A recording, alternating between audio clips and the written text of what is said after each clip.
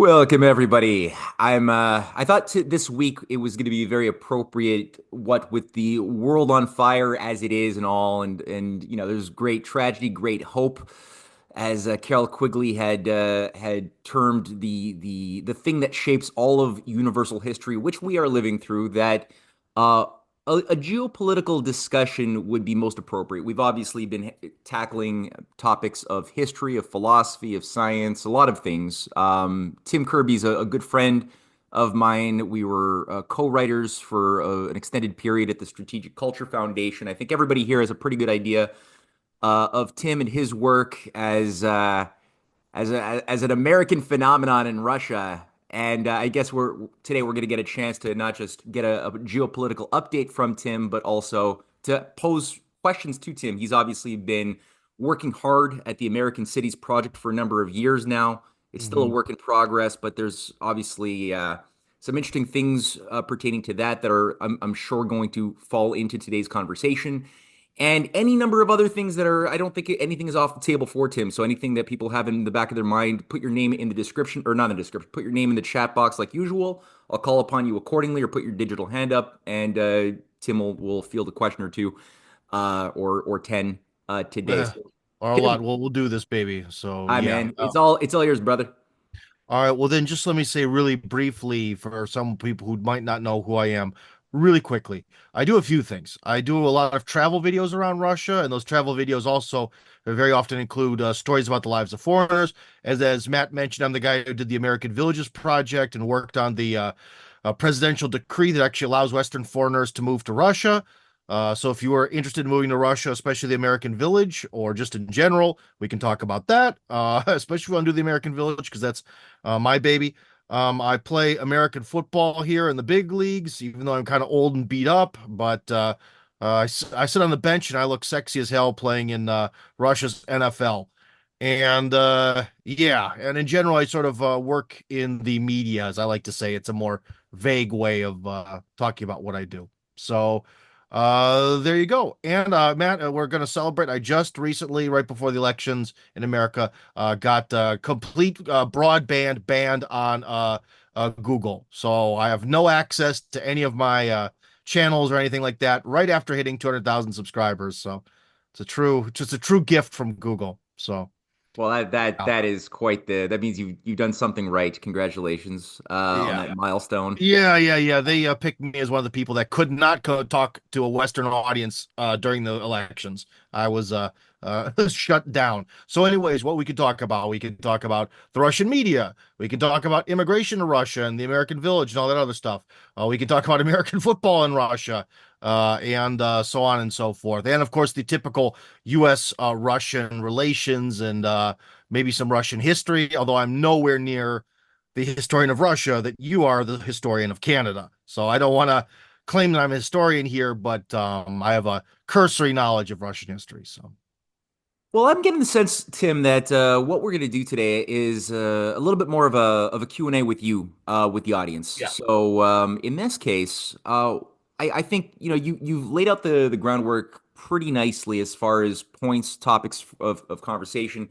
I'm very hmm curious about the progress, the holdbacks, the setbacks, the pros, the cons of things pertaining to the American Cities Project, Yeah.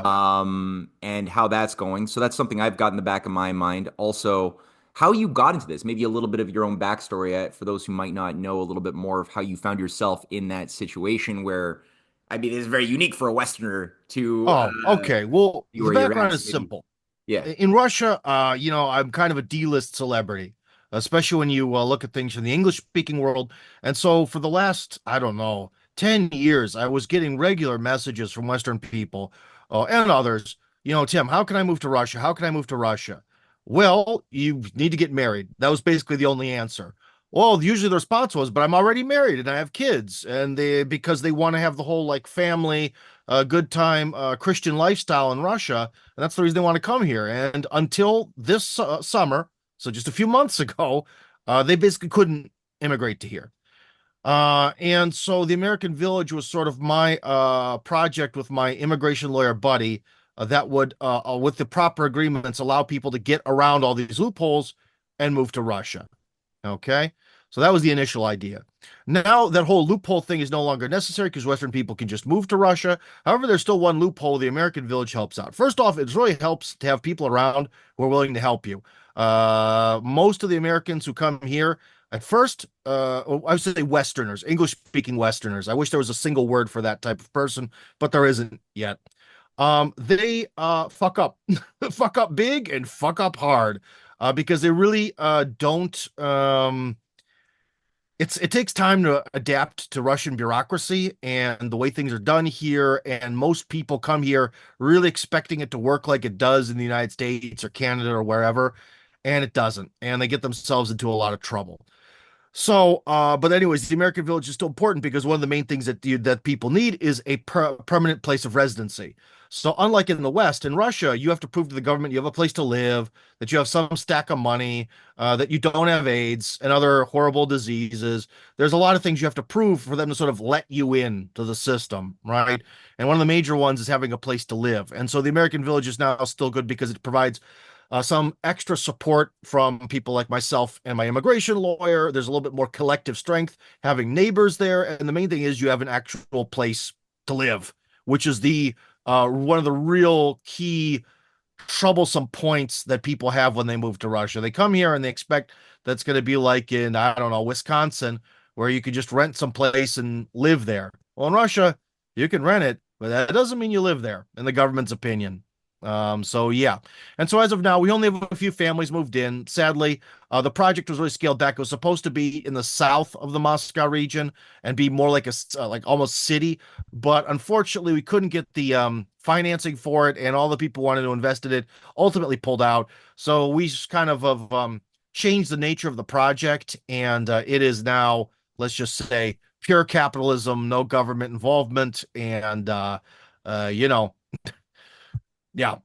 So it's smaller. It's a sort of like a subdivision within a pre-existing dacha community, if any of you are familiar with the whole dacha concept in Russia. So, yeah. What is the current status of the legislation? Because I know Putin had a list of countries that were rather hostile, not so friendly to the multipolar alliance and Russia specifically. And he made a point, okay, for people who are uh, in those particular countries, I'm not sure how many are on the list. I'm pretty sure Canada and the U.S. are on the list, but I Yeah. don't know how many others are.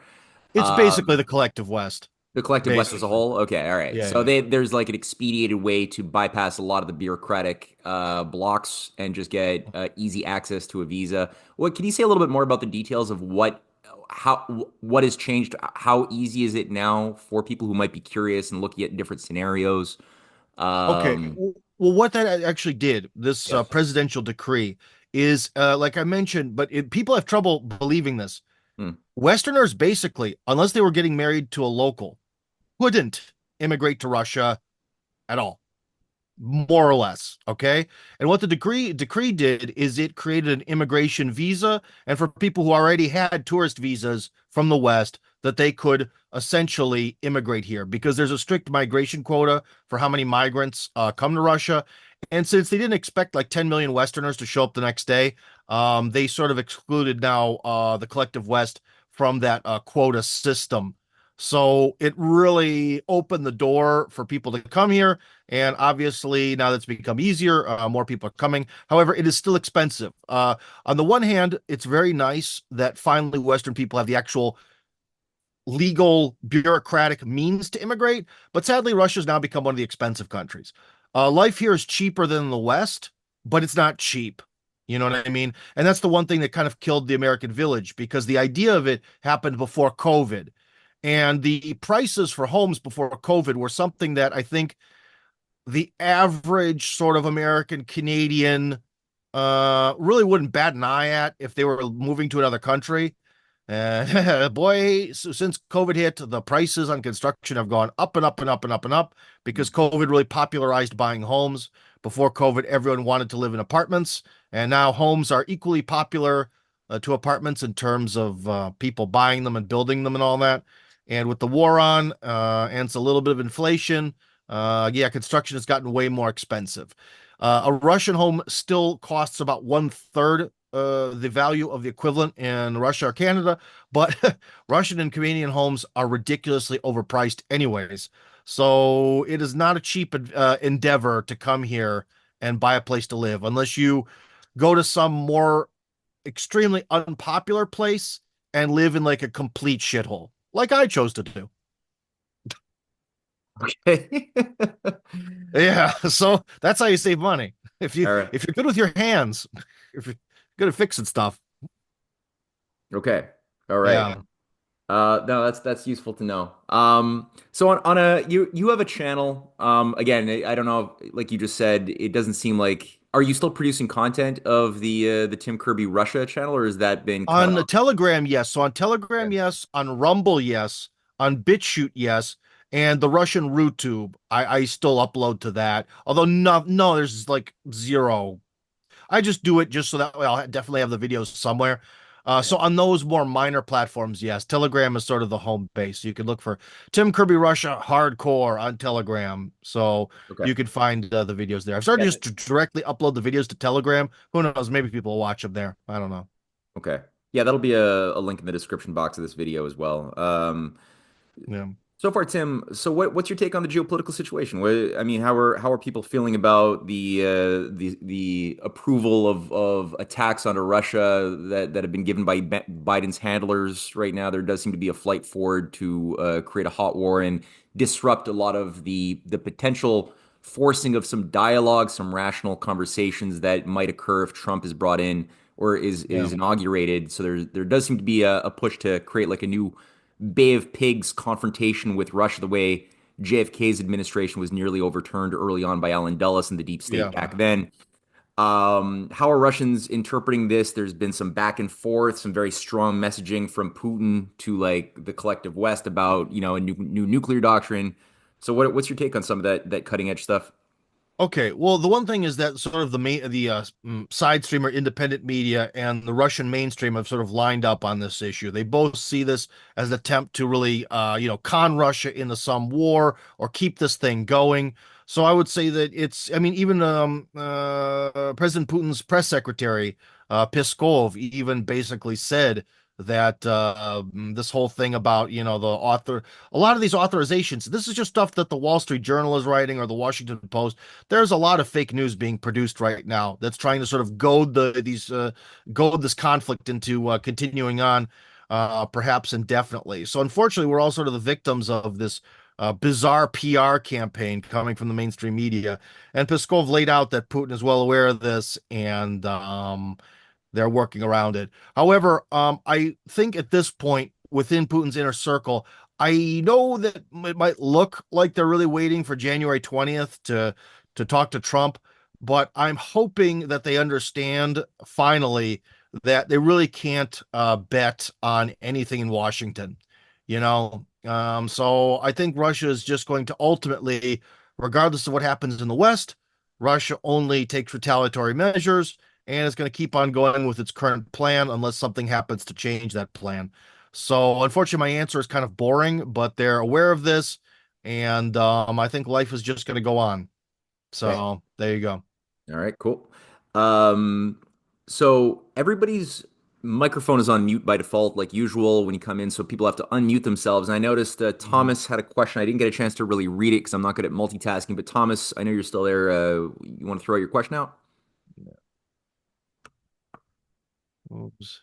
Thomas Mifek? Yeah, I no, just as you can see it, Jake Sullivan and what's her name, Victoria Nuland. Yeah. They were the crackpots who came up with the idea, right, of bombing. Well, And yeah, I would say Victoria Nuland is probably is the most infamous living person in Russia. okay. All right, is there just anything in the media or in the public discussions that if things go well with Trump, that they might try to extradite those two, or maybe get the Germans to do it and the French because they're co-owners of I don't know. See that what you're saying, it would take a lot of political energy to get that done.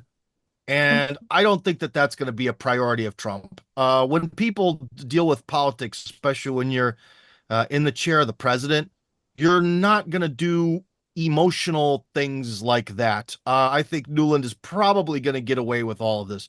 However, I can say that it seems like perhaps our friends that we call the globalists, as just a collective term, who knows what's going to happen to them in the long-term future, but in the near-term future, no one's going to get punished. Nothing's going to happen to them.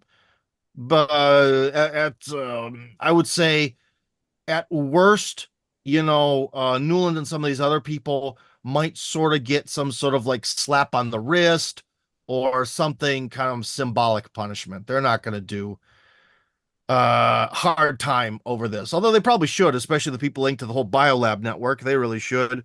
But Yeah.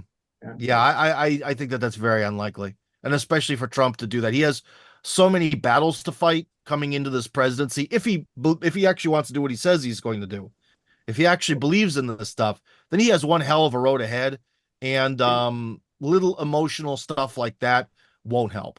Yeah. If he did want to make peace with the Russians, if he sent Victoria Nuland's dismembered body in a box to Putin, yeah, that would help a lot, but that's not going to happen. Yeah, but if they release documents, right? Uh, Pardon? if they release uh, documents, not just the JFK and the 9/11 files, but also like, everything surrounding Nord Stream and Well, Ukraine as well, well, let's just the say, documentation. I if Trump does go on some sort of like big justice campaign to right the wrongs of the past, then yeah, the whole Maidan and Biolab network will get something will happen with that. But again, that causes a lot of rifts within the political system. That's why even to this day, I don't think anyone's ever going to touch the JFK assassination. We could be here 100 years in the future and still no one's going to touch it. So I really don't think that he's going to go on some sort of like righteous crusade against the people who did wrong. I think he's going to try to more um, fix the problems going forward. I mean, if we want to take a look at successful leaders of countries in crises, like Mhm. Putin, for example, was his first thing to come into power and just try to right all the wrongs of all the people who sold the Soviet Union down the river? No, that would have just gotten him killed, gotten things even worse, or just gotten him replaced by someone else. He kind of had to come in and be a little bit softer, smoother, and kind of slowly over time, certain individuals kind of put the pressure on them. But ultimately, most of those people just sort of left and went to the West anyways. They didn't really have to be dealt with in a direct way. Mhm. Hmm. Monty. Oh, Monty, you're not you're still on mute, dude. Yep. Okay. No. All right, Tim. Yeah, I know what's grabbing everybody's attention right now is this prospect for nuclear war and the insanity around that, and Yeah. the kind of war on three fronts of Ukraine with NATO and the Middle East and Taiwan. But saying we get through this Yeah. one way or another without complete catastrophe, we're still facing a massive financial bubble somewhere in a realm of $2 quadrillion. I mean, this thing can't inflate forever. And as LaRouche pointed out some time ago, when this thing crashes, we're either going to save lives or try to save the paper. In other words, bail the rich out and let people go to hell and maybe into a dark age. What do you Yeah. think are the prospects of reviving massive infrastructure projects like in the 1960s, the North American Water and Power Alliance that John F. Kennedy had the United States Corps of Engineers looking at. And Mm. Trump also mentioned building a railway line up to Canada, or also the Bering Strait Tunnel. I mean, infrastructure projects on this size, which could revive the economy and also Yeah. be a means, at least, for cooperating with the BRICS through Yeah. cooperative infrastructure developments. What do you think of the prospects of Oh, that? well, here's well, let's go with the first one. There will never ever be a Bering Strait tunnel. Why? Because even with that, if they were to build that insanely difficult, insanely massive mega project, there's nothing on either sides of the tunnel. Where the location, they'd have to probably do it to go over I forget how it's pronounced, whether it's Diomede or Diomede Islands. There's one that's American, one that's Russian. You would have to go like through those, I would assume. And the amount of money would be colossal. And again, what's on the other side? Nothing. There's the middle of Alaska, and then on the Russian side, the middle of Chukotka. And Chukotka isn't even connected by road to the rest of the country. So by railway, they could probably do that. But again, see, it's not even worth it. So that's something that's just some sort of uh, thing that looks cool on a map and seems theoretically like a good idea, but in a practical sense, it's not. So that one's not going to happen. About big infrastructure spending, oh, here's the problem. You're not talking to a professional economist because I've listened to a lot of, let's just say, podcasts from a lot of different opinions, be they Western opinions, Russian opinions on the whole US debt crisis and all this other stuff. And I've heard a range of options from the US can really just write off its debt and not really be punished because who cares? To this is doom. Eventually, there will be the complete and total doomsday, and the dollar will devaluate to like the Zimbabwean dollar, and that's going to be the end of things. The problem is there's a lot of economists and a lot of opinions, and I don't really know what to tell you. I don't really know what this debt crisis will exactly look like or what will exactly trigger it. Because in theory, it probably should have already happened if China and Japan and all the usual characters who used to buy U.S. debt, creating dollars into existence by buying debt. It seems like that's over. So you would think we would have already hit that wall. We haven't. I think ultimately the West is going to be, especially the U.S., is going to be in some deep trouble financially. But I don't know. It might be, let's just say, as a country, the U.S. might be too big to fail. You see what I mean? So sort of like how Russia was completely wiped out, collapsed. Their currency collapsed twice in the 1990s, and yet it's still standing. It lost a hell of a lot of people. Millions of people died because of it, but it's still standing. So a similar fate might be awaiting the United States. But on the other hand, any geopolitical, the one thing that I think should be, let's just say, of concern for people who are American patriots is that any geopolitical expert would tell you what's going to happen if the United States goes into a period of crisis. They're going to chop it up. That's the first thing. And once America is chopped up and it doesn't have access to both oceans, it's over in terms of being this like major mega power. It doesn't matter how many old 1970s nuclear missiles are in silos or how many army bases have rotting M1 tanks that they've never actually properly used on them. It doesn't matter. So I think that's one of the major concerns of Trump is even if the United States, or I should say patriots of the United States, is even if the United States does go through some sort of period of collapse, the main thing is to keep it together. That's the main issue because there's plenty of ways to divide up America. Because as Putin himself said, what was the greatest tragedy of the 20th century? The collapse of the Soviet Union, because they broke up Russia. And so it's very possible that given another geopolitical tragedy beginning, which would be the financial collapse of the United States, that someone might try to break it up. Well, there's definitely a heightened danger of that happening for sure on every level. The arsonists who pushed the Civil War back in America to break it up into reconstituted pro-British Confederates with a northern branch integrated into British Canadian controls in the southern branch, remixed with a special relationship with Britain under Albert Pike's philosophy with a new slave empire Yeah. focusing on South America. That's certainly a thing, and a Civil War 2.0 might certainly be in the works if wiser heads don't prevail. So I do appreciate that. Well, that's one Um, thing. I would say no. I don't think a civil war could only, I think, happen after like some sort of collapse, basically because no matter what, let's quote our respected Colonel Douglas McGregor.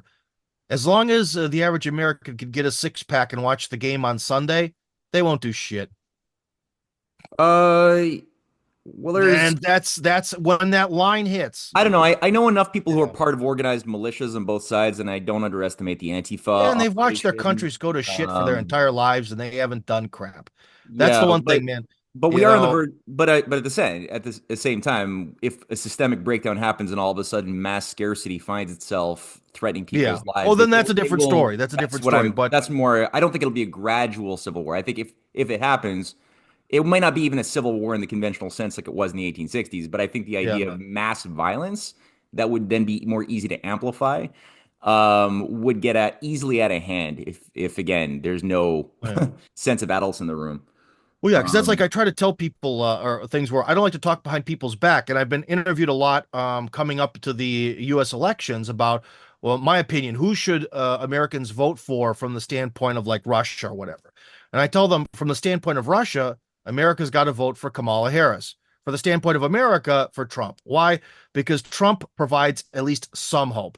I don't think after all these years and of Trump being attacked by lawfare literally they tried to assassinate him a couple times.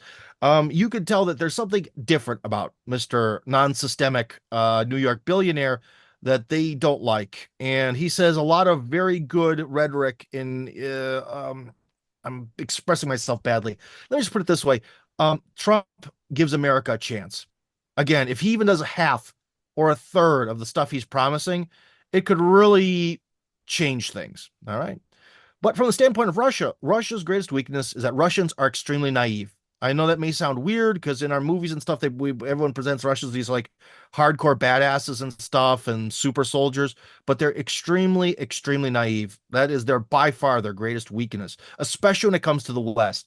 For some reason, Russians are less naive about the entire rest of the world, but they're very naive about the West. And I don't think that naivete, maybe it's been broken after all the broken promises and the war and the genocide, the Donbass, but it's so deep that maybe it hasn't. So that's why I said the Russians would want Kamala Harris to win, because that's definitely a continuation of just the death of the United States.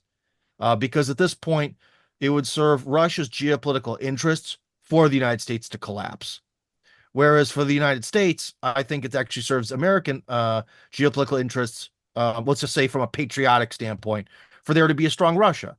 Because the strong Russia is the thing that's made it so the United States can't be the capital city of a global empire. That's over.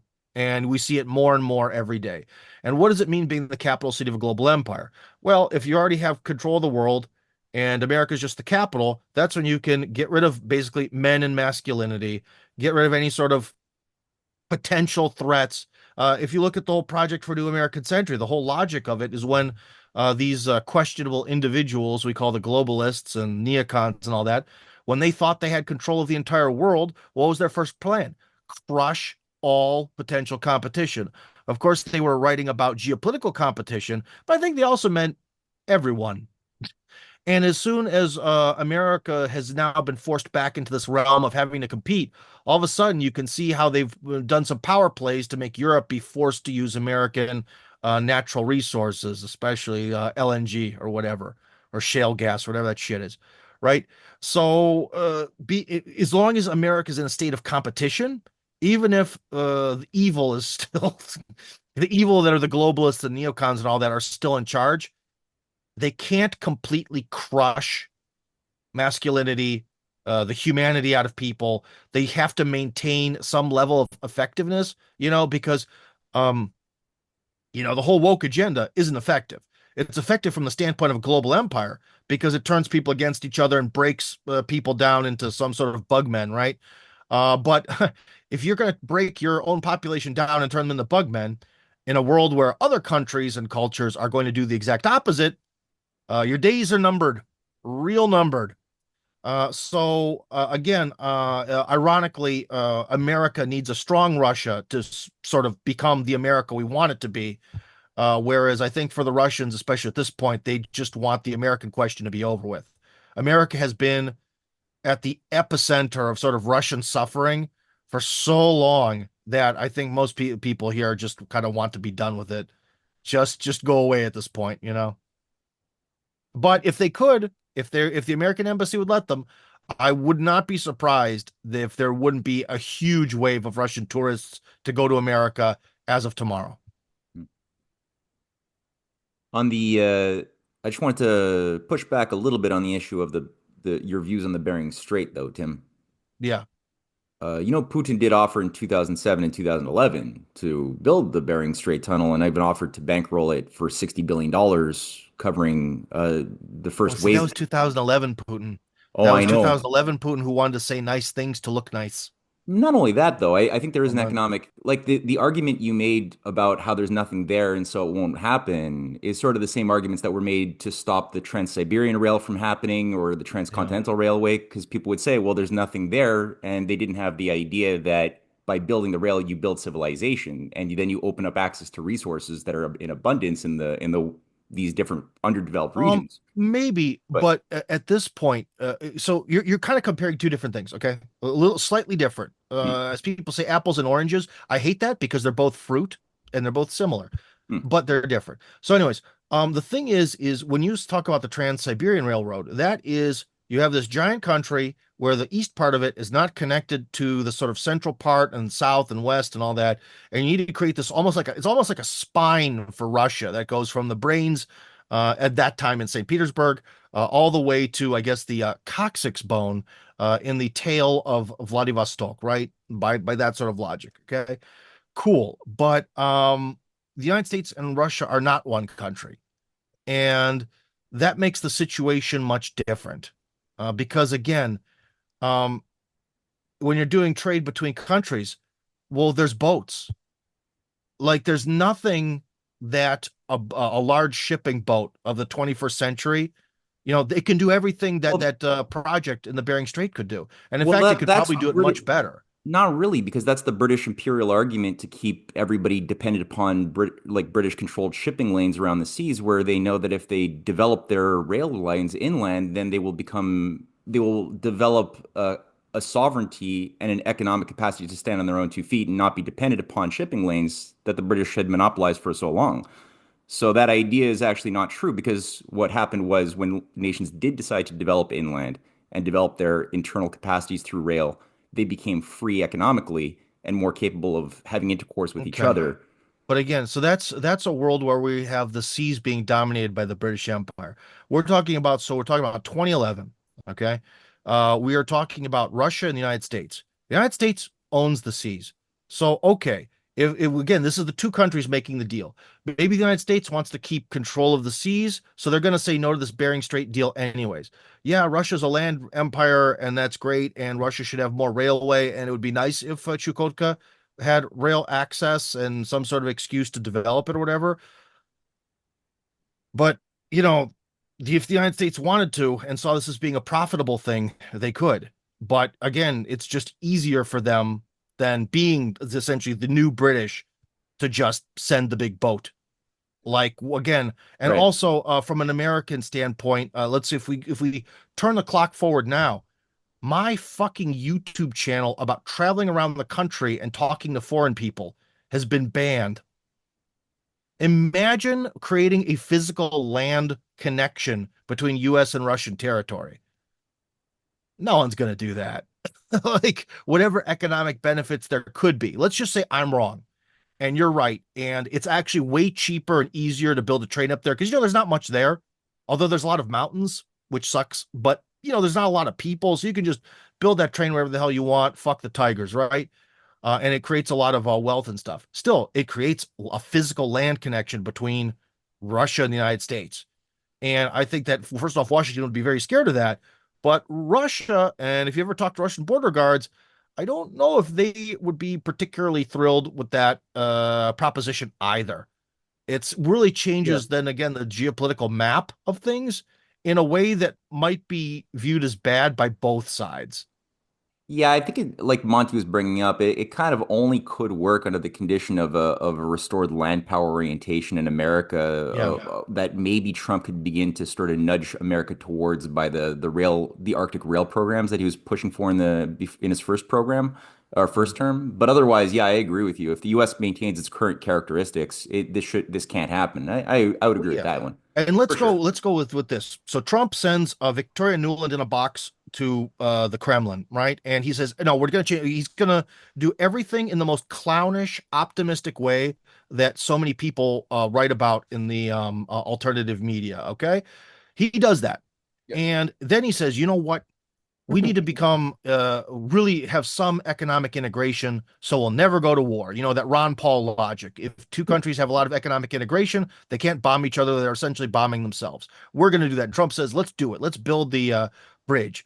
Well, okay, if we want to use this some kind of like mega project to, you know, like reforge Russian American ties or something like that, I guess we can do it. You know, there's plenty of mega projects, but I can tell you one thing, the bridge from Sakhalin Island to the mainland in Russia, which is only 7 kilometers through extremely cold water, water that's very well defended by the actual island of Sakhalin itself, if you looked at the map. So it's not really exposed to the ocean. That hasn't been completed yet.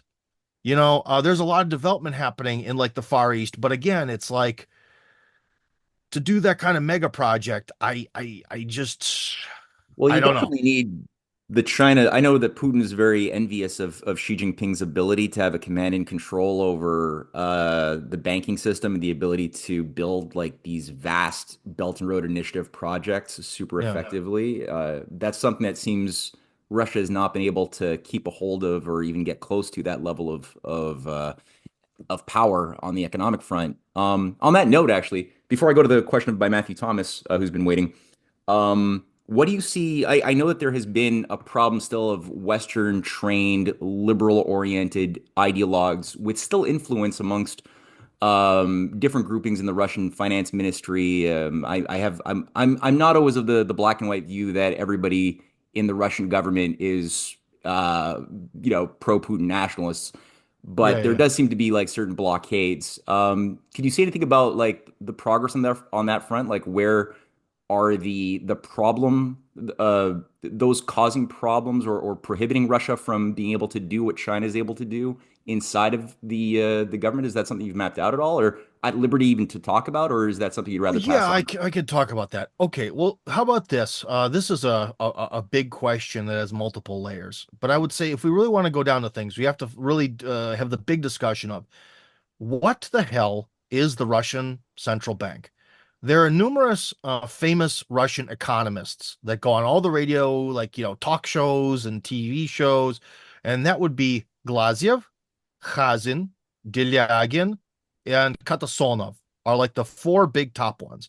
And when these people talk about the Russian central bank, they all have very different opinions about it. Hmm. Glaziev, who's very famous, especially for people who are in the sort of like, I don't know, like to read strategic culture.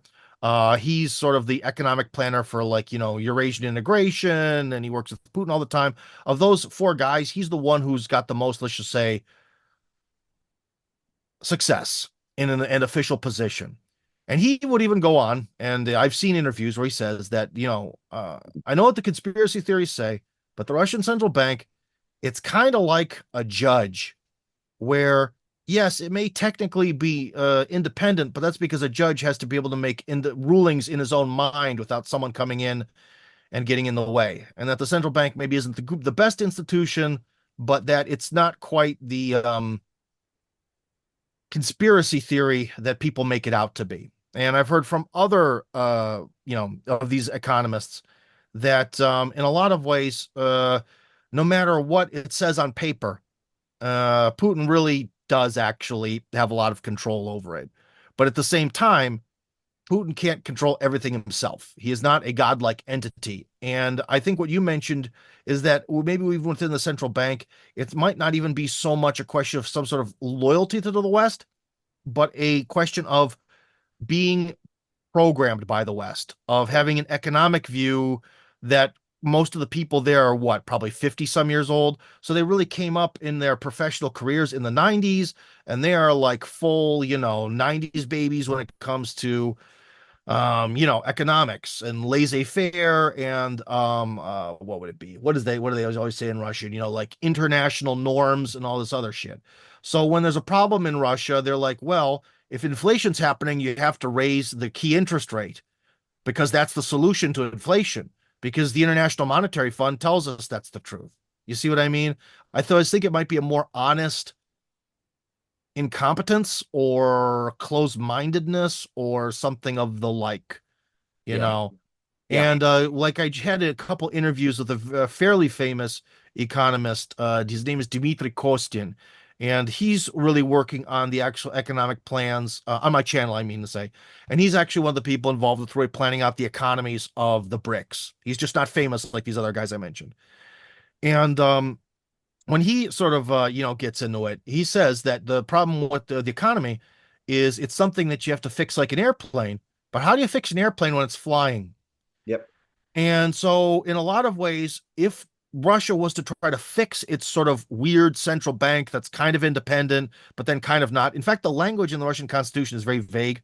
It's up to interpretation. To what extent it's sort of like they're completely independent to make their own decisions, but they're also answerable to the Russian Congress. It's like which, what exactly do you mean then by completely independent? But anyways, Kostian talks about this and says you have to fix it like in like an airplane that's flying. That's, I think, one of the reasons why you can't really touch the central bank, because if you really do anything, you could knock the plane out of the sky. And I think that that's part of the problem of that. The other part of the problem is, despite the fact that you've heard otherwise from like the Western media, there's Russian propaganda everywhere, bro. It's in everything. Russians are actually complete shit at PR. There's stuff being built all over the fucking country. All over. In fact, I just watched a podcast and they said like it was about the top 10 places where you should invest in real estate in Russia. First off, there's enough people in Russia with money to watch investment podcasts. Okay, that's number one. And number two, they're getting into like how there's going to be 3 pharmaceutical factories built around Kaluga because they need to do, to replace all imported medicines. They're going to build these mega factories here, mega this, factory that, all over the country. There's a lot of stuff being built, but it's not of this like cool project type that urbanists want to talk about, besides like the Crimean Bridge. That's something that maybe might wow a few of the urbanist YouTubers. But ultimately, it's more about like rebuilding factories. It's about finally producing the MC-21 airplane around Irkutsk, which will replace all the Boeing and Airbus airplanes, along with finally getting the Sukhoi Superjet production also up to full go. And you know what I mean? So there actually is a lot happening, and there is a lot of mega investment, but it's going towards other things. Or like how there's going to be supposedly within 2 or 3 years finally true high speed in the Asian sense train that's going to go from St. Petersburg to Moscow through Nizhny Novgorod to Kazan. And currently there's a train that goes like 200 kilometers an hour, and the new one will go 400 kilometers an hour, something like that. And the 200-kilometer trains are going to go elsewhere, so on and so forth. So a lot of stuff is happening. It just happens more quietly, again, because Russians don't know how to really market this. Right. All right, let's open up for a few questions. Matthew Thomas, are you still there? Matthew Thomas. Yes, I am. Thanks, Matt. Can you hear me okay? Yes, sir. Okay, great. Thanks, Tim, for your comments. A couple of Sure. really just two questions. First question is with regard to the relationship of Russia and China. Here in the West, I see all the news press releases and so forth about deep military relationship and partnership and technological partnership and energy infrastructure partnership. How deep is that relationship really? In other words, if push comes to shove, and let's say violence breaks out in the South China Sea, or Japan decides to do something stupid like launch missiles, how committed is Russia to China's defense? So that's one question. And then the second question. Hold on, because I have the mental capacity of a fish at times. We're going to deal with question number one right now. So, all right. The thing is with this is you also have to understand that there's a certain context. I mentioned the biolab network, okay, and that was found to be biolabs in Ukraine that were researching, especially people with Slavic genetics, and in China. That was exposed looking at people with Chinese genetics. So the government in Moscow and the government in Beijing believe now that you could say it doesn't matter whether you think that the biolab thing is fake or real or whatever. We're talking about what people believe, and they take actions based on their beliefs. Both of these two governments believe that the United States tried to organize the genocide of their people. They're pissed off. And so it's not so much a question of some sort of like geopolitical moving pieces around the chessboard, but right now Russia and China are in harmony, but they could be to not tomorrow. Like really, they're angry. And really the BRICS and especially the rise of the global south and the Russian Chinese partnership, they want the global hegemon gone. I Or see. at least they're going to understand that that is sort of the great evil of our times. And whatever misconceptions or potential points of getting offended that could happen between Russia and China are, they're going to ignore that. So on here, a more pedestrian level, what happened when the West, put down the major sanctions at the start of the war? No more cars from Europe, from Russia. Okay, cool. Now all the cars are Chinese. Like they have Russian cars and Chinese cars, and that's it. All the car dealerships, all of them. They took down the old logos, they put up Chinese logos. And this happened in the process of like a couple months. The Chinese at the Moskvich car factory, which is actually in Moscow proper, they used to produce what was it? Well, I would call it Renault, but I think it's more properly Renault cars. Hey, the war starts, and now all of a sudden the Moskvich brand is reborn, which was the cars that were made there during the Soviet Union, but it was reborn under a customized Chinese car. I've been to a place called Blagoveshchensk, and Blagoveshchensk is a Russian city that's on the big river between Russia and China. Okay. And you can see as you're watching there, you see all day and night barges going between both sides, barge after barge after barge. And in fact, Matt, unlike my comments about the Bering Strait in Blagoveshchensk, they did build a very large bridge geared to handle tons and tons and tons of semi trucks, with a nice, easily organized border guard positions and all this other stuff to send also semi trucks over and over and over again. But I was more impressed by the barges.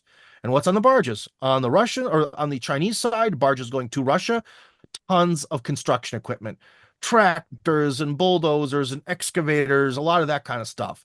And of course, stuff that's in containers and you don't know what the hell it is. I would assume a lot of those sort of electronics. And what's going the other way? Soybeans.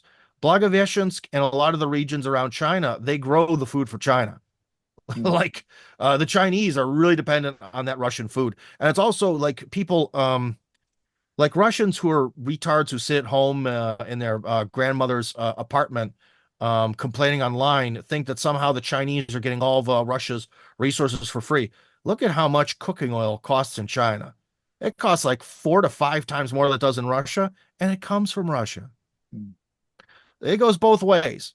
And also, there are power plants around Blagoveshchensk that send electricity. Of course, Blagoveshchensk has its own power plant for itself, but there are power plants there that send only electricity to China.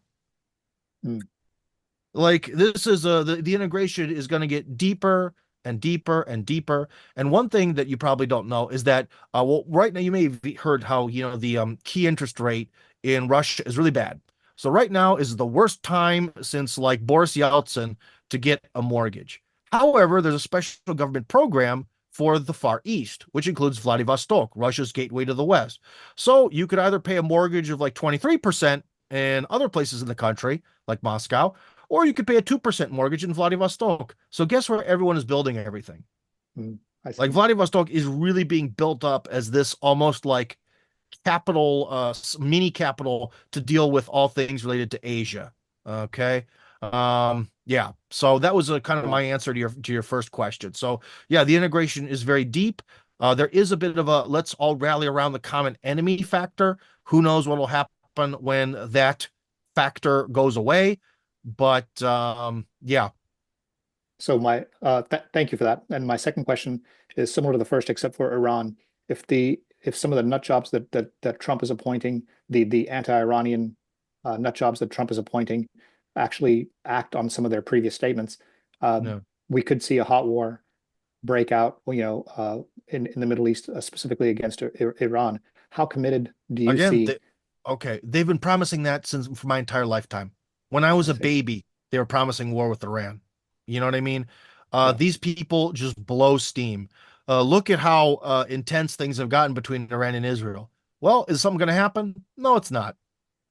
because Iran has customized, especially their military, to sink an American fleet. So, even articles, 10, 15-year-old articles were saying, the Iranians kind of have our number if we ever actually do move our ships close enough. So, will Russia back Iran? Yeah, Russia's already providing Iran with all sorts of weapons that then also the Iranians tend to give to the Houthis.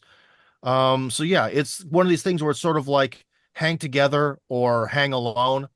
I think that's what's happening throughout sort of the whole BRICS, is it's a real they've had enough with the global hegemon. And again, this isn't a country. Iran isn't like Saudi Arabia. Saudi Arabia's had plenty of great years of being buddy buddy and butt kissing with the United States, and for some reason it changed its mind recently. Iran has been the direct enemy of the United States for 40 plus years. So, now Russia and Iran definitely see themselves in the same boat. So, yeah, I mean, some people around Trump, they can. Here's one problem. I think overall, this is kind of seeing a lot of people's questions here. Is so, for example, one of my favorite, because I know Matt loves conspiracy theories. So let's talk about conspiracy theory. I think that the current war in Gaza is actually proof that the conspiracy theory that Washington is completely bought and paid for by Israel is actually not entirely true. And you might think, Tim, that's insane. How can you say that? Because if let's say Netanyahu goes to visit the U.S. Congress, he got 59 standing ovations. Wow. 59 standing ovations during one speech. That means that Israel dishes out an incredible amount of bribe money.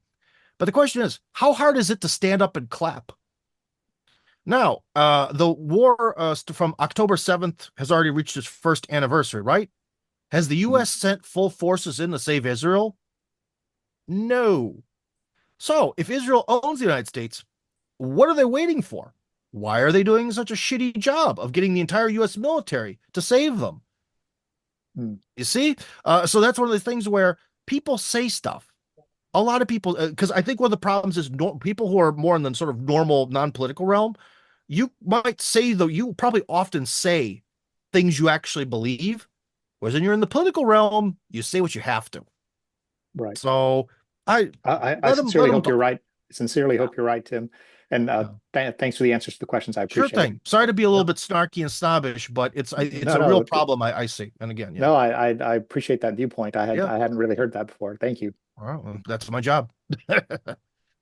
Nazikat, I got a question. I know your question was a bit more on the practical level. Do you still want to ask it right now, or do you want to wait? Practical. All right. Tim is a fan of practical, so Nazikat, go bring it down to utilities cost fast. Hi, Matt. Hi, Tim. Thank you. I just wanted to get an idea of the cost of living for Russia. I think I heard Alex Craner saying that it was about $125 a pound, because I'm in the UK, a year for electric, gas, and utilities. So I just wanted a real. No, not a year. So the apartment, the rental apartment for the kids in Moscow, in winter, when you have to pay for more for heating, it works out to be about $65 per month in utility bills. And in summer, I think I pay like $20 for everything for the utilities at the house in the forest. So yeah, it's really cheap compared to like the United States or Canada. Because even spending over $100 seems kind of ridiculous. Also, cell phone coverage is very cheap. Everything related to banking is insanely cheap compared to other countries, or free. Yeah. So like I have my kids are on a plan with me, and it's like, I don't know, for four phones, it works out to be like $20 a month. Unlimited internet. So yeah, in that sense, Russia's really cheap. What's expensive here is food and clothing. Food really adds up. If you look at like as a percentage of your salary, food can really kick your butt if you like to eat well. If you can deal with having a lot of buckwheat and macaroni, well, then life could be cheap here, even food wise. But if you want to eat a little bit more extravagantly, you're going to be paying for it. What about diesel and petrol for your car? Since the beginning of the war, the price of gasoline is frozen. The cheaper gasoline, 92 octane, is about 51, 52 rubles per liter. and there's about 4 liters in a gallon. So that works out to be what, $2, something like that, a gallon. That's still Yeah, pretty cheap. thank you. Thank you. Yeah. And what's like minimum wage there for in as far as Oh, well, one thing I will tell you and to tell anyone is no matter what you do, if you don't work for yourself in Russia, your salary will suck. It doesn't matter what you do. You have to be like a partner in some sort of business or something, or like a freelancer. And that's why I think one of the reasons is the Russian government realizes that. And working for yourself in Russia is the easiest of any country. There's this program called being self-employed status. Even a foreign person like me, who's very dyslexic and hates reading stuff, was able to set it up very easily. And it's all online. And you just sort of, you get money put on your card. If something is income, you click on it and it notifies the uh, taxation services or whatever, the IRS. And then at the end of the month, they send you a bill for 4% of your income. I repeat that, 4, and you pay it. And that's it. really? So the country's really set up for being an independent worker. 4%, that's it. So, yeah, so good program. But is that mostly for like content creators or digital nomad, like people who are doing the sort of thing you do, or is it could it like when you say self? Oh, it's for everyone, man. It could, well, actually, it could be for people who just want to sell like bakery by the side of the road. I mean, Right. if you want to set it up, it can be because it's just called self-employed status. Hmm. Whatever you're doing doesn't matter. Obviously, if you're getting hundreds of people slapping their card to send you money per day, you're going to have to do more, let's just say, paperwork, digital paperwork to deal with it. But yeah, but it's everyone. It's a lot of journalists do it.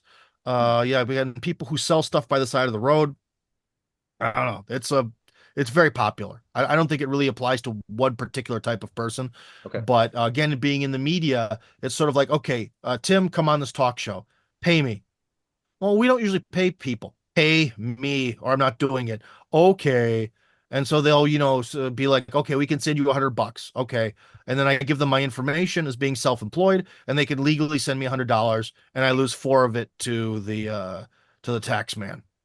Hmm. And there's no other taxes when you file your taxes, nothing like that by the end of the year. That's just No, no, no, for that program, no. It's just, it is sure. what it is. Every month you pay it, and then there's nothing else. If you Okay. start making too much money, if you go over, and I know this is going to sound lame, but if you go over something like $25,000, then you have to upgrade from being self-employed to being an individual entrepreneurship and pay maybe like 6% tax and do more paperwork and actually become more like a real one-man business, essentially. Okay. So yeah, so being that self-employed status, it really helps people who want to do a job on the side or for not that much money. Hmm. But to be honest, 220 $24,000 a year is about 200,000 rubles a month, and that's considered a very high salary for most of Russia. Hmm. So like minimum wage is actually 30,000 rubles, but that is it's like minimum wage in the States, like $7.25. You can't live on that. And 30,000 rubles is really hard to live on unless you have like cows and goats and sheep and all that other stuff. And you can get your food from the land. And the 30,000 rubles is just like something for fun.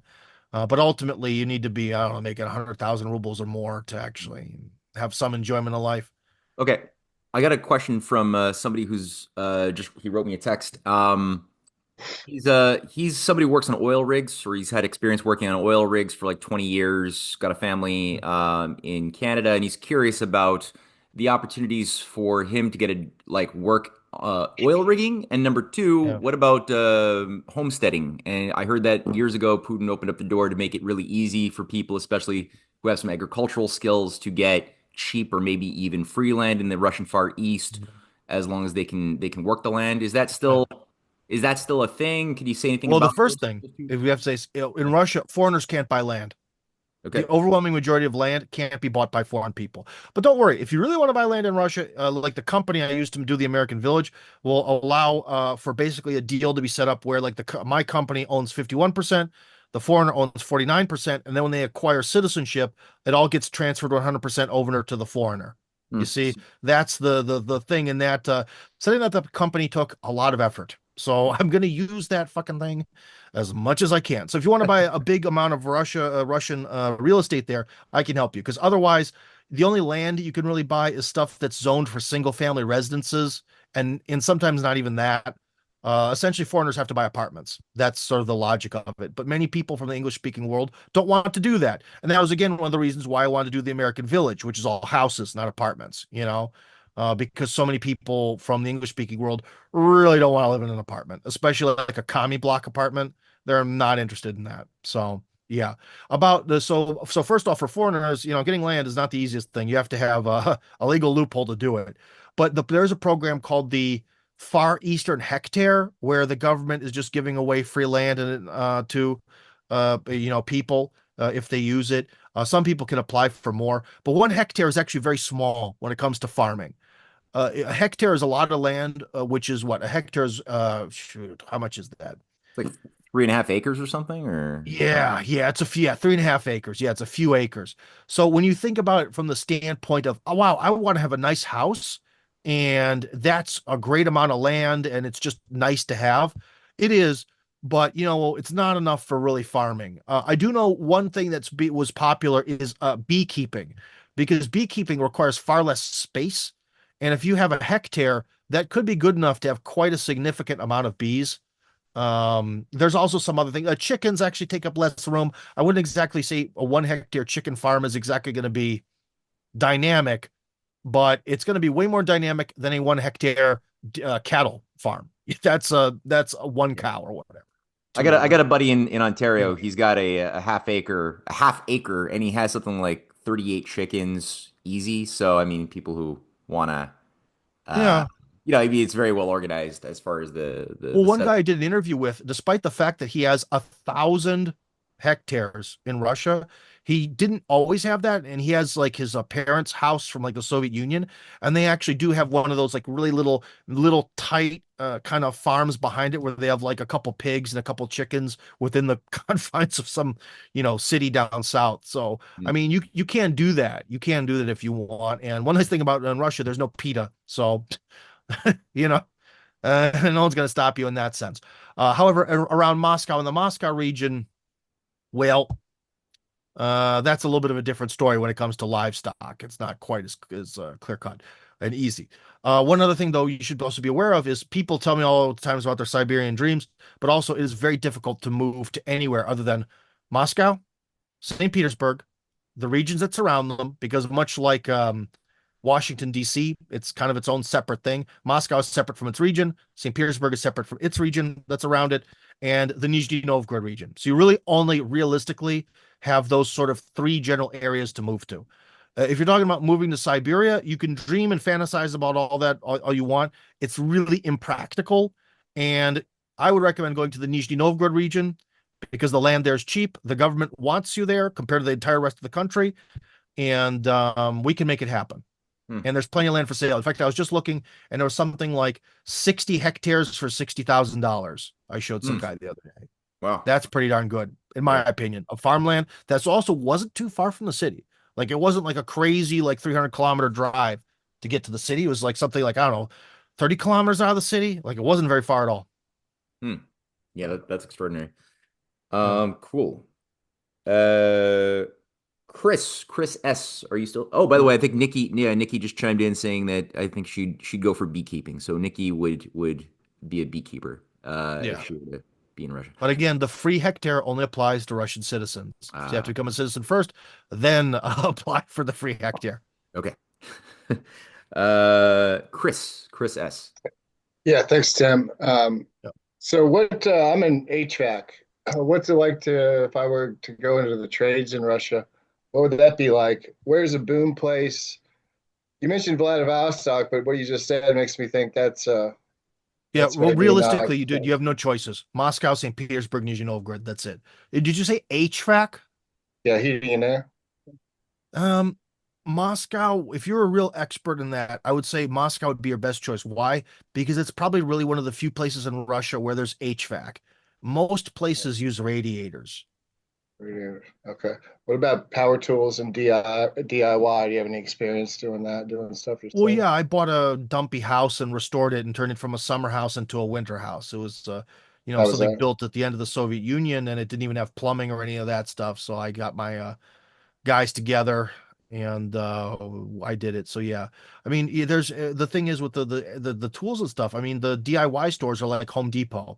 I mean, they're Yeah. just as stocked. There's Okay. everything there. So yeah, you could come here and easily get all the tools you want and all this other stuff and do that.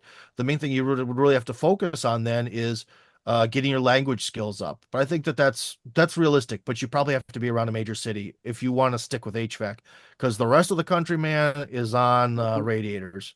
Okay. All right. Thank you. Hmm. Richard has a two-part question. Richard. Yeah. Tim, first a quick Oh, question. but one thing, but before I cut you off, the previous person, if you really want to do this, and talk to me, because I do know people in the construction industry, and if you're serious, well, let's not waste anyone's time. If you're serious, I can maybe find you a job. Seriously. All All right. right. But anyways, sorry, I Thanks, man. interrupted the next person. Yeah. Okay. Quick question first is, does Russia own its central bank? Does Yes the and government no. own the bank? We kind of talked about this a little bit earlier already, so we kind of touched on this topic, but they have that weird thing where it's a private central bank that's independent, but it's answerable to the Russian Congress. So it's weird So by sort of thing. private, you mean any profit the bank makes goes to private hands rather than the government? You would think so, but not necessarily. Also, they don't really make a lot of profit. Okay. Um, the other thing is, okay, now let's assume that Trump really does try to enter into a peace dialogue with Russia. Yeah. He's going to right away find out that what Russia wants is new security arrangements for Europe, Correct. not a ceasefire in Ukraine. Now, assuming that Trump is practical and pragmatic, if they had a new security arrangement for Europe, then that really changes the geopolitical situation considerably. I wondered what you think would happen. First of all, is that a possible scenario, and what do you think the consequences might be? Oh, well, I'll tell you, it's a possible scenario because on January 10th or 11th, I can't quite remember, of 2022. So this is about a little more than a month before the war. Putin sends the Biden team a proposition to sort of redraw European security from scratch. They sort of, let's redraw European security from scratch. These are our concerns. Sort of redraw the map of Europe so that way everyone can live in peace. And Biden and his team unilaterally said no, nothing. We're not even going to read this shit. Fuck you. That was it. So ultimately, that's really the final straw that caused the war. So if Trump comes in and says, "Yeah, I'll redraw the map of Europe with you," there's a very good chance that would get a very positive response because that's what they wanted in the first place. So yeah, that could work. But this whole thing of like trying to turn this into like the frozen North Korea South Korea conflict, that's not going to fly. Okay, let me say one more Sure. question on the central bank thing. I'm thinking of I think it's the Bank of North Dakota or whatever. It's where the government owns a bank. Well, I guess maybe the question is this: Russia does own banks, right? The government? Well, Yeah. no, In that was Russia. the Soviet Union. You're saying Russia doesn't own any banks? No, but the banks are kind of answerable. See, the problem is that like, Well, I mean, the thing is, in North Dakota, hold on. let's say the government borrows from the bank and pays interest. Well, Yeah. the interest goes right back to the government because it owns the bank. Well, And the Russia so can't. they didn't suffer in the 2008 crisis. So I'm No, just Russia wondering that suffered dearly fiduciary in the 2008 relationship. crisis. Hmm? If you're talking about Russia, Russia suffered dearly in the 2008 crisis. Let's see.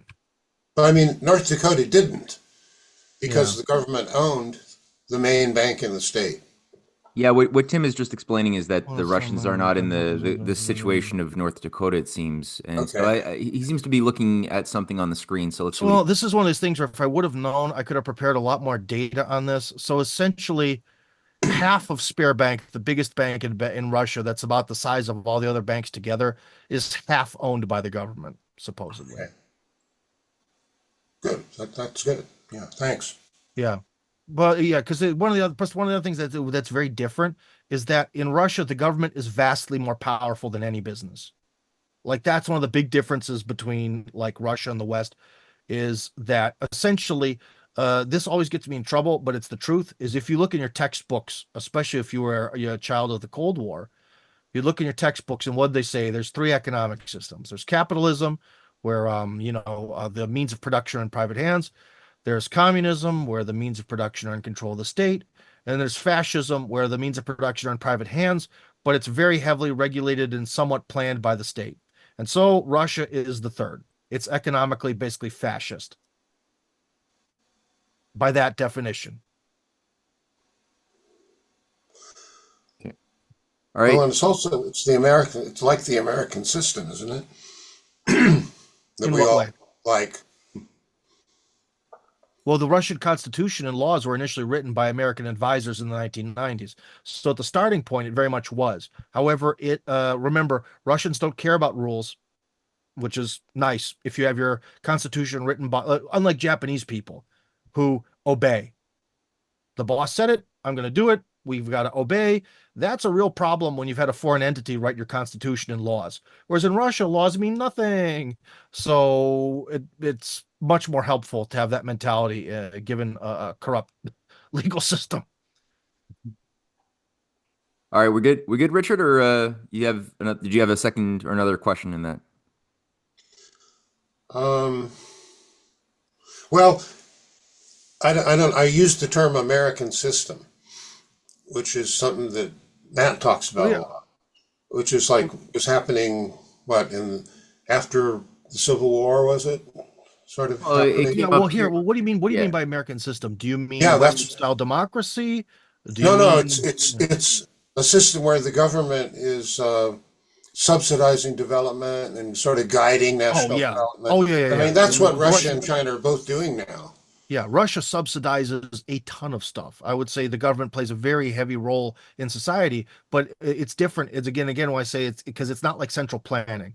Like basically a state-funded company in Russia, like a state company, has to at least not lose money. So they have to be profitable. That's a big difference between now and in the Soviet Union. So if you take like the RT channel, it has a budget and it has to use that budget. It doesn't necessarily have to make a ton of money back, but it has to, break even. It essentially has to accomplish everything it's supposed to accomplish and not lose money. You know, that's the mission of a state company here. So in a way, they're sort of soft profit driven. And that's why the Russian state companies that exist today absolutely crush everything that exists in the Soviet Union. Because the Soviet Union, it was just sort of to employ people. Results didn't really matter, whereas now they do. And that seems to be some sort of like golden middle ground between capitalism and communism, and it works really well here. Thank you. All right, you got Peter Nikitas. Peter. Hey, how you doing there, Matt and Tim? I've been Hello there. I've been listening to you on the road. Now I'm back home, so I still got you on my cell phone. So I had a question. You talked about the Middle East, Israel, Palestine. Where do you think the Gordian knot can be cut? And just a footnote, you talk about the not so unilateral support for Israel. Do you think that somebody's trying to get even for the USS Liberty? No one gives a shit about that. Thank you. No, not even in the slightest. You have to understand that modern people, especially like these kind of like politicians, they're not thinking about that.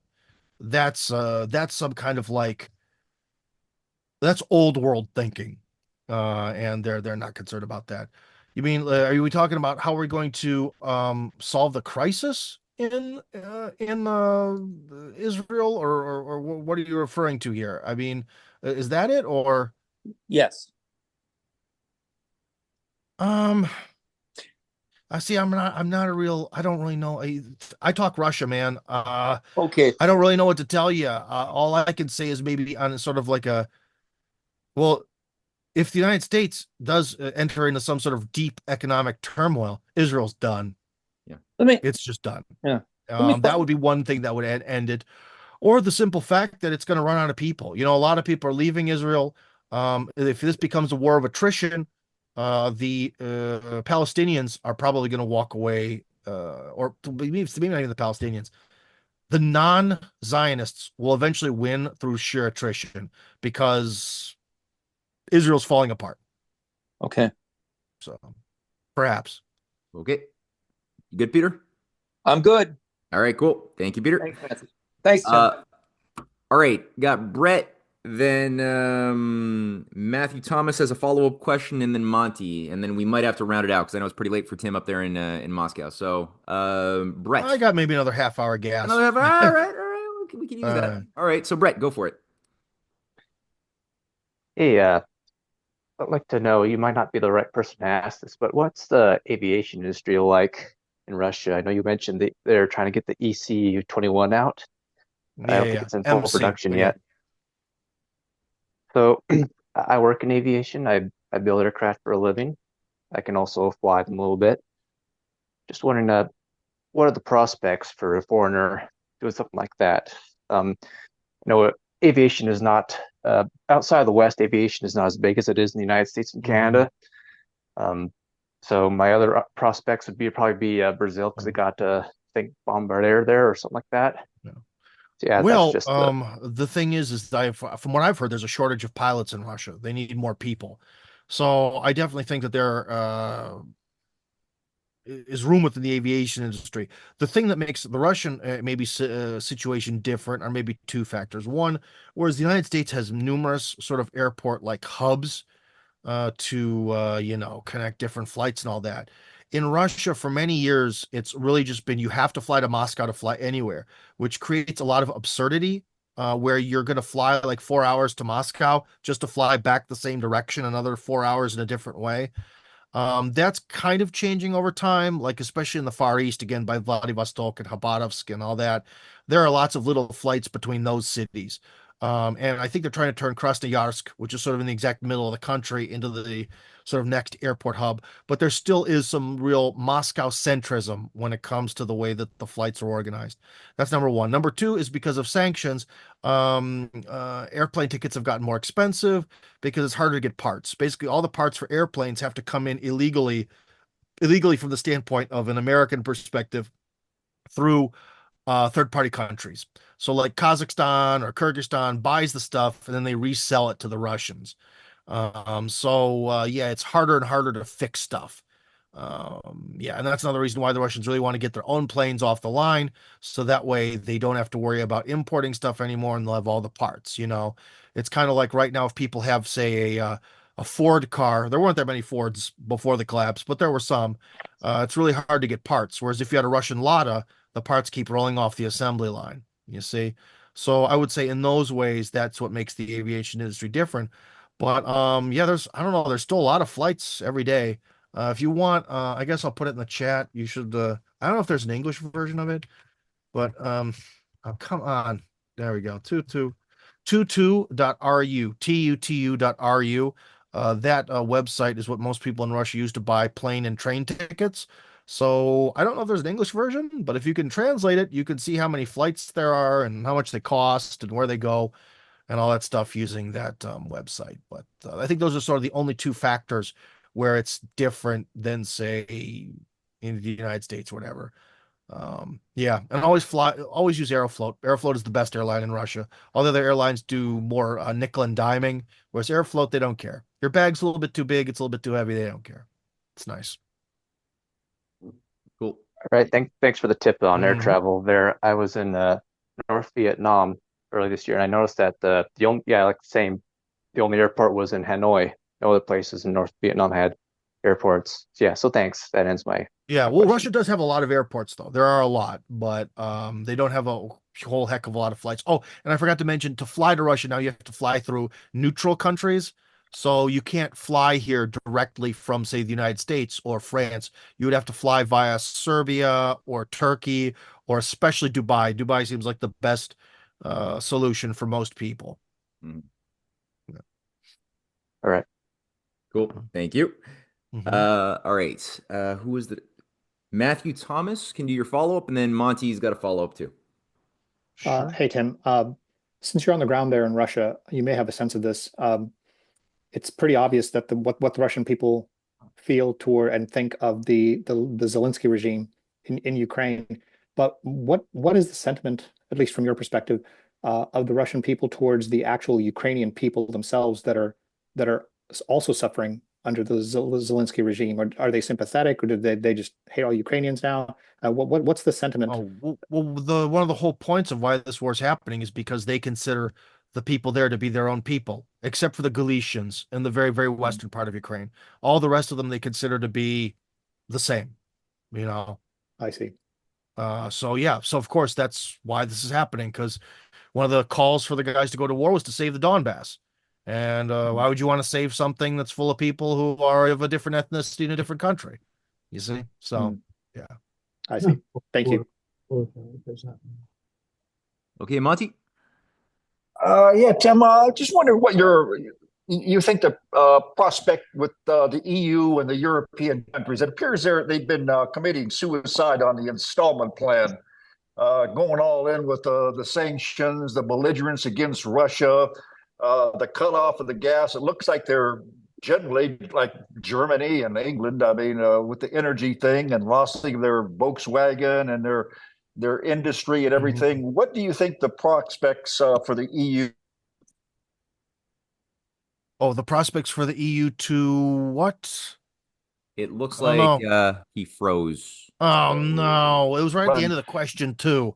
oh wait, no, yeah, Wait, there oh, he is. here's He's back. back. He's back. He's back. He's The back. pro All the right. prospects for the EU to do what? We missed you. Yeah, you cut out there. Oh, what what do you think the prospects are? It appears they're going to get flushed down the toilet insofar as economically. I mean, you said the United States is maybe too big to fail and can maybe save themselves somewhat. But it looks like Europe, the EU and Europe, they're taking a nosedive right now. Do you think it's going to be massive depression Oh, headed their okay. way? Well, here, I guess we could talk Europe. That's closer to my, let's just say, knowledge base. So here's one thing that I have to say before I start this is maybe I should have said this at the beginning of the discussion, is that there are a lot of people who write about politics and they write what they want to happen. And I am not that person.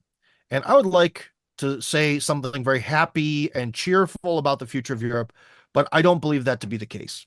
I think that Europe, if you look at especially the combination of the demographics, the deindustrialization, and the fact that they're still under the yoke with no chance of escaping, I think, something is going to exist in Europe, but I think Europe is ultimately in a state of collapse.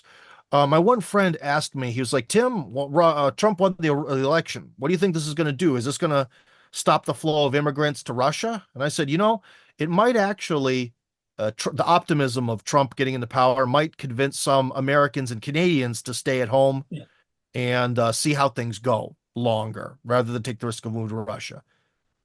Europe is super, super screwed. English speaking Europeans, even people who speak English as a second language, I think they're just going to keep coming here more and more in droves. And I don't know where that's going to lead Europe, but it's going to lead Europe eventually to some point where the locals versus the foreigners, I think it's going to get pretty ugly at some point. Europe is going to fall apart, especially Western Europe. Eastern Europe, like countries like Hungary, wasn't very rich and wasn't very powerful for a long time. And I think, let's just say they're more homogenous.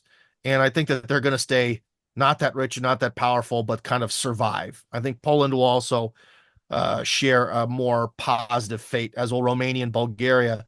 But like Western Europe, I think is going to be approaching some very dark days. So Europe is essentially close to over with, continental Europe especially. London is always full of surprises, as Matt will tell you. Yep. All right. Kelly's got a question on future of Russia, and Thomas has a comment on the future. So actually, let's go with Thomas first here because we were talking about Europe. So Thomas, go And for it. before Thomas starts, I just want to Oh. say that also to confirm my theory, I've seen it seems like the biggest numbers of people immigrating to Russia are really from Europe, like especially the Netherlands and Germany.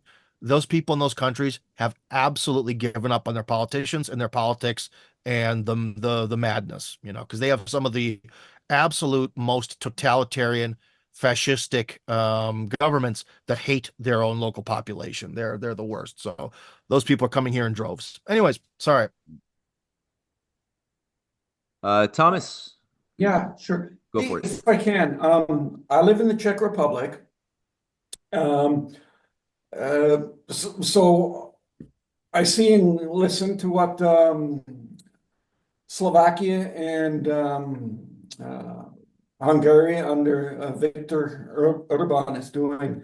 And well, I just actually signed up with an opposition party here, but the pro party just means law, respect, and expertise. But it's an opposition party, and the leader of that party, he's been traveling and talking with the prime ministers of Slovakia and Hungary, and also Serbia, about, well, you can consider it a reforming or form an association of Central European countries.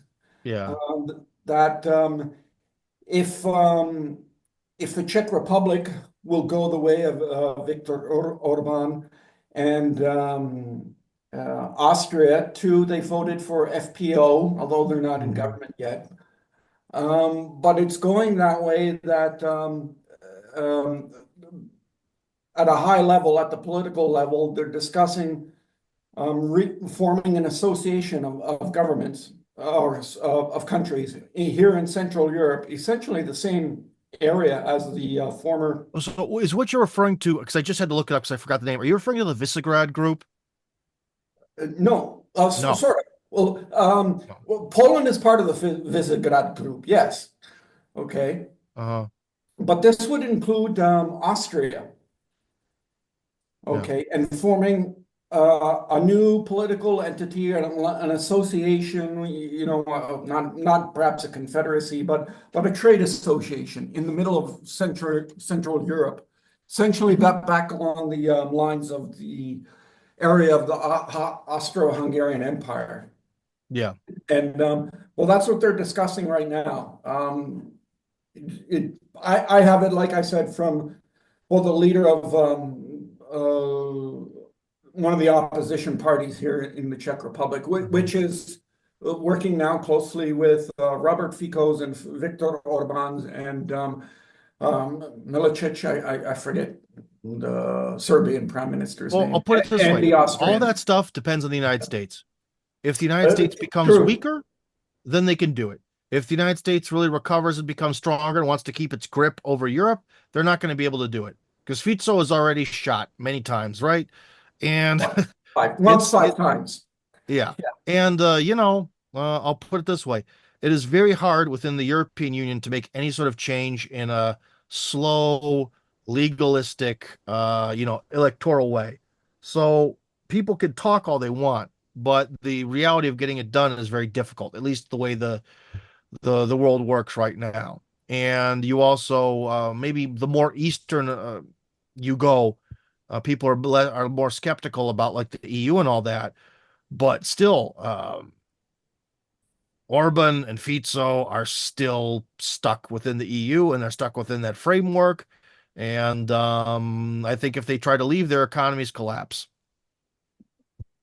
Not if we reformed a big enough group, not just their two, but the other. Forming a group takes time, and the CIA has assassins, and the West, the collective West, has a lot of, mechanisms to punish people. They've even started to want to try to somewhat within even the EU framework cut Hungary off and punish them economically for their positions. So there's a lot that they could do. Just imagine, look at the especially the geopolitics of it. Imagine you're Hungary. You're surrounded by the EU on all sides. If that's a country that could be annihilated by sanctions, the sanctions would be like a nuclear bomb there. They'd be just trashed, their entire economy, within a very short period of time. They'd be reduced to some sort of like 1800s lifestyle. So Yeah, I think they understand that, and these steps would have to be taken concurrently. yeah. Well, I wouldn't be surprised if some of this is happening behind the scenes because, when Viktor Orban was EU president, the first thing he did was visit Russia and China.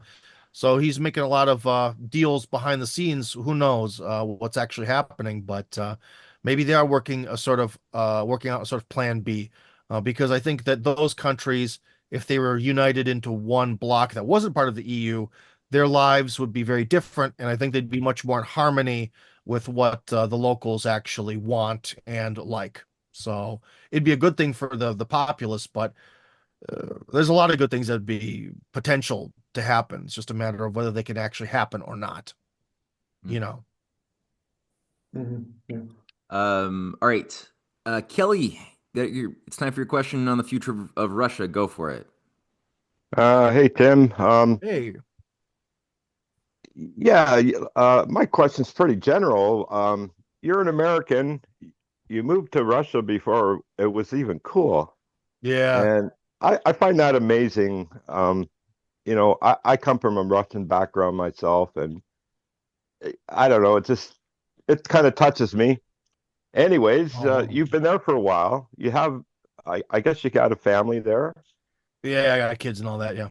And so like after this, this war with Ukraine or whatever that is, once that's all over, like what do you see the future for Russia, its relation to the world, your family? Well, Russia again. It's about BRICS. It's about well, if Russia walks away as the winner, there's a lot of belief that that'll be sort of maybe the death knell of NATO. I'm not quite sure if things are going to be that, if this then that, sort of computer logic, but there's a good chance that it'll be a sort of signifying moment that really the global hegemon is definitely that's over with. And then after that, we're going to see a lot of internal development and the real moment of let's just say the moment of not the moment of choice, the moment of destiny. I don't know. I forgot the expression, but the real critical point in Russian history that's coming up is who will be the next emperor. We've had a good emperor for a long time, but he's 70 some years old. It's time for the emperor to find his replacement. But the question is who? It's one of the most hotly debated, discussed topics in Russia, but no one knows. And we have to get a good replacement because Russia is a very top-down country, and it very much depends who's at the top. When you have Ivan the Fourth, also known as the Terrible in English or Grozny in Russian, when you have your let's just say your Putin, when you have your Alexander Nevsky, when you have maybe your Alexander the Second and the Third, when you have these better leaders in power, Catherine the Great, when you have a really strong emperor on the throne, Russia's strong. When you have weak emperors, Gorbachev, Yeltsin, Khrushchev, Nikolai II,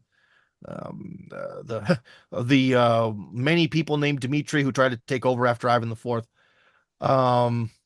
then the country is in deep trouble.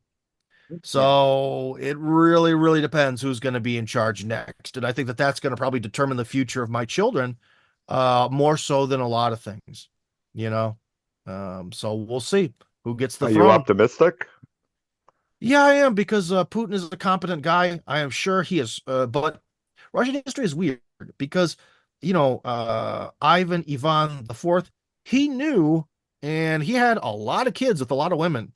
And he knew that, he had to pick an heir to the throne, but despite having a bazillion kids, it still created the time of troubles. So even with that knowledge in hand, sometimes things don't quite work out. And that's I'm kind of scared of a Ivan the Fourth setting kind of thing happening because he had massive military wins. He even changed the nature of Russia from being a more somewhat mono-ethnic country to becoming a true multi-ethnic empire with his win over the Tatars and the sacking of Kazan.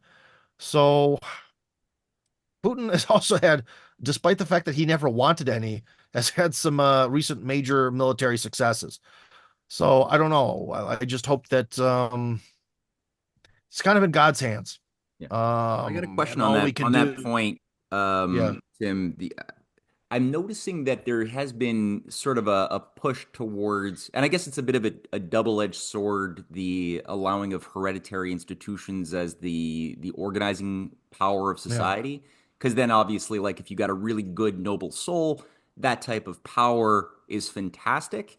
And if you have a corrupted person who becomes a puppet, obviously that type of centralized, power can cause a lot of arrogance, elitism, a lot of damage can be done. So there's again yeah. there's this double-edged sort of monarchy. But there's this discussion in Russia that I've picked up on over the last few years around Grand Duke George Mikhailovich Romanov, who got his Mm. marriage, in St. Petersburg. It was kind of a big deal in 2021. Hmm. And I know there's a lot of discussion about restoring the Romanovs, and this guy has a Oh, bit of there a is. claim. What's your take on so? Because I know there's a variety of people who all claim that they're the rightful heir, and how's that? You got more of a finger on the pulse, I guess, of some of that debate. Where's Yeah, that well, in there your are mind? there are a few, but I think the actual person who is closer is his wife, I Yeah. believe, is But the isn't one she? who's She's in Italian, line. isn't? I thought Huh? I thought she's Italian. No, she's not. I thought she was the Russian one. Hold on. Victoria Romanova Ballarini or something. Well, they left there for a long time. So, Oh, she might have been. Maybe she's from breakaway bloodline. I didn't know that. I thought it was just like because I know this guy's like from the. no, I, so it is the husband. See, I thought it was. No, it's Alexei Nikolaevich is okay. supposedly interesting. Well, anyways, okay, about that. So, anyways, regardless, Hmm. the wife is the one who's on TV more, but she is, and they both have accents. That's something to note. Despite the fact that they speak Russian as like a native language, they have that weird thing where a person who's in sort of like a community in exile, they learn a language and it's not as good. Mm-hmm. If that makes any sense. Yep. So that's one thing. Number two, there are still enough people in Russia who have a positive view of the Soviet Union that they're probably not going to like that.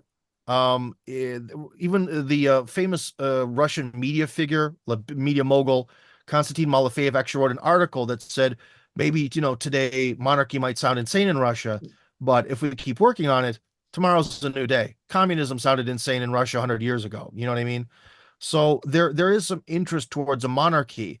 However, the current, let's just say, man who I've met and I like him as a person, he ain't Putin. Hmm. And Putin has two daughters who don't care about politics. I think they care about purses and shoes. Hmm. Okay. So there's sort of no one. The one thing the Soviets did do effectively is they really killed off the whole hereditary monarchy. And I don't think that that could possibly come back. It may come back one day as some like cutesy poo thing where we're going to put a new emperor in a palace somewhere and we're going to have processions and stuff, but he's not going to be able to rule. Russia is an absolutely gigantic country and it requires good leadership and a more heavy-handed, cold-blooded approach. And I don't think that Alexei Nikolaevich, despite the fact that I wish him all the best in his life, and I hope maybe he could get some sort of cutesy poo position and feel more like he's a part of Russian society and contribute more. I wish the guy all the best, all due respect, but I don't think that the population is going to sign off on that. when Putin is able to get a legitimate 60 to 80% of the vote easily every 6 years, no guy with the last name Romanov is going to be able to do that Okay. just because they have a fancy last name. So yeah, I think that that's not necessarily the case. Okay, I appreciate that. Thank you. All right, so let's just ended up with one thing that wasn't really touched too much upon, and I know this is a big focus of your Telegram channel, which is a fantastic resource. I hope everybody subscribes to your Telegram channel after this thing is over. It's going to be in the description box in this video when it's uploaded onto Rumble and BitChute and YouTube. Ukraine. So Richard Moore has one last question on the progress in Ukraine. Richard, go for it. Well, the ground war is going to continue for at least 2 more months. And even when Trump comes in, and assuming he starts dialogue, a ceasefire is not going to be the first thing that happens. And Russian progress is accelerating every day. So that it's possible we would see some actual, what they call like aero offensives happening as part of this ground war. And I'm wondering if there's any scuttlebutt around Russia of what the plan might be. I heard someone quite a while ago state, I don't know why he was confident about it, but he said that the plan would be to go directly to Transnistria, cutting off, I can't think of, I'm losing the name of the big city, Odessa. Yeah. Basically cutting off Odessa, just saying, okay, well, when you're ready, we're ready to incorporate you, but we're not going to invade. Anyway, that was one brainstorming idea of what might happen. I wonder if you had any thoughts. Okay, so we kind of have 2 points. About big aero offensives, one of the problems is that this war has sort of returned us back to World War I, where it's really hard to wage a major offensive. And that's why if you look at videos of the fighting that's going on, there's huge distances between groups of guys. I mean, then even the groups of the squads are not very big. Why? Because as soon as something gets noticed, it's getting hit by drones and rockets. And the one thing is, although the Ukrainians even being given all sorts of goodies by NATO that have disappointed, like the Leopard tanks or the Javelin missiles. Remember the Javelin missiles that were supposed to change the face of the war? Well, they didn't. All those goodies and stuff. The one thing that does work are cheap drones. And drones are a really good way to stop a big aero offensive. So I don't think that we're going to see any big aero offensives, because when we listen to the opinions of real like military experts, as war is today, it doesn't work that way anymore. And this sort of like piecemeal, these guys go forward, they stop. These guys go forward, they stop. Ever so slightly moving, but continuously moving. That's probably the way the war is going to go forward. And it means the war is going to go on for a long time because Ukraine is huge. The 1991 Ukraine is huge. There's still a very long way to go. So I don't expect to see any big aero offensive happening, maybe with the exception where 2 things happen. One, the army really does sort of just give up. Like even the corrupt general staff of the army, for some reason, is just like, even we've had enough of this, where they openly say, we're done, we give up. Okay. And so that's point one. And number 2, that Russian intelligence would see that this isn't like a fake, and that they really don't have that much drone capacity left or that much capacity to strike during a big air offensive, then they could do it. Because at the very beginning of the war, before we really entered this age of drone warfare, there were big air offensives. Like when the Russians moved in initially, it was a big air offensive. They moved a lot of men in real quickly. And that's when a lot of Russia's casualties actually happened, because they were met with this new type of 21st century warfare with all these drones and complete and total surveillance of everything that's happening. You see? So, yeah, no. So that was point one. Hold on. You hit another point about Transnistria. At some point, again, with the Russians, President Putin, who understands that recording video happens, has said multiple times that Odessa is a Russian city and Kharkov is too. And Russia proper has been attacked from Kharkov as well many times. In fact, that's how they're pushing into places like Bryansk and Kursk, is from places like the Kharkov region and the Sumy region and that other city, that's name I can't remember anymore at the moment. Um, so essentially, there's no way that Russia can't try to take that back because if they don't, if they make some sort of peace, that just means the neo-Nazis are going to come back and they're going to slaughter the people who are there from the Russian perspective. So yeah, and about Odessa itself, yeah, the way the geography looks is if Russian forces somehow were able to get the lines so that way they could sort of kiss Transnistria, yes, it would cut off Odessa and that little weird swamp-filled region. Because below Odessa, if you look on a map, it's basically just swamps. There's no people there. That would all be really just sort of cut off completely, and sort of like a cut off limb. It would probably die from being disconnected to the host, barring some sort of miracle of like sending what would be the bordering country then Romania, like sending aid from through Romania or some shit. But yeah, ultimately Russia is going to have to take Odessa. Why? Because it is so pro-Russian inherently. So many Russian speakers there that could be tortured and killed later, and also it would landlock Ukraine. And because, as on my channel I discussed very often, Ukraine was the sort of lightning in a jar because the processes that happened with the Maidan and the to make the to use Ukraine as an anti-Russia to fight a war against them. These processes have happened in every former Soviet socialist republic, all of them. But Ukraine was the perfect storm. It was bigger. It was the most corrupt. It also had that like legacy tie-in of the Nazis, who are when you have a Nazi mentality, you're very easy to manipulate into just wanting to kill everyone who's impure, even if you have the exact same genetics as the people who are impure.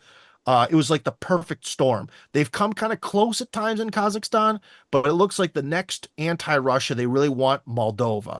They really want to think that they can turn Moldova into this next target to be used against the Russians. And so the Russians really need some kind of physical border with Moldova to prevent that from happening, or at least be able to properly deal with it if it does happen. So far, Maya Sandu has verbally, like I mentioned about everyone standing and applauding for Netanyahu, she does a lot of good standing and applauding, but so far, I don't think she's quite done the job of creating a new front for the Russians for some reason.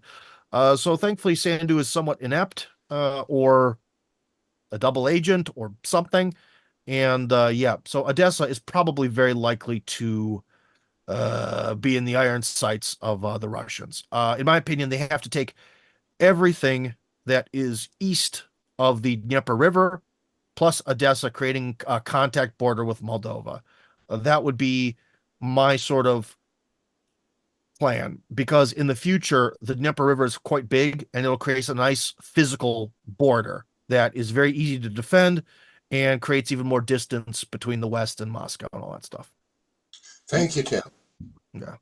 All right, Tim, I just realized there's one question that I just wanted to get out there before you go, in regards to a response.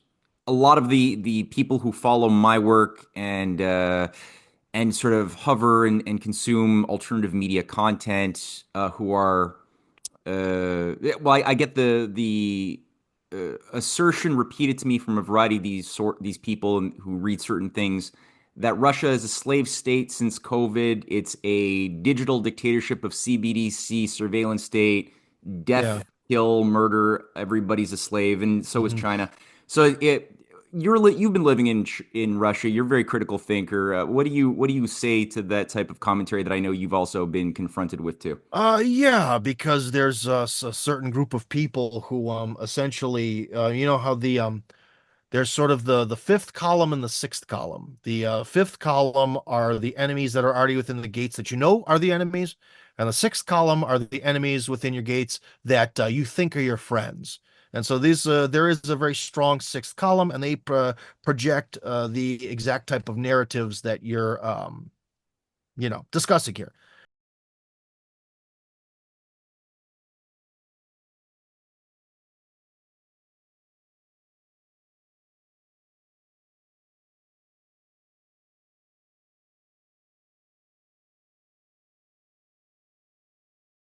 No, that's good. That's good, man. Yeah. Well, Tim, thank you very much for generously giving your time to us and sharing your insights and experience. Very much appreciated that. Like I said, this video is going to go up in the next 48 hours, so people will be able to share that around, rewatch it, and also go to Tim's channels, become a subscriber, follow, support Tim. I don't think you, on this side of the Iron Curtain, if you happen to be on this particular side of the Iron Curtain, then Well, hold on, Matt. Hold on. I was Yes, you gonna be, can. I was gonna be a doomer gloomer. No, Wait, no, no, you can't. Hold on. okay, I need my tips. Hold on. I all cannot right. get it to Can we shift to can we off of buy you Russian boost. can we buy you a coffee or what? It's called Boosty. It's the international one that actually works. So I'm gonna put the Boosty link, which is going to be in the, oh my gosh, Zoom is so weird. All right, Chat. Here we send go. me a link. Oh yeah, okay. Send it in the chat and then I'll send send it me a to link and it'll there. be in the description box of the video as well. So there it Yeah. is, I'll send it to Boosty. All right. you. Everybody here, save that link that Tim just shared, and it's going to be in the description box for those who missed it. Thank you, Tim. Thank you, everybody, and we'll All see you all right. next week. Later.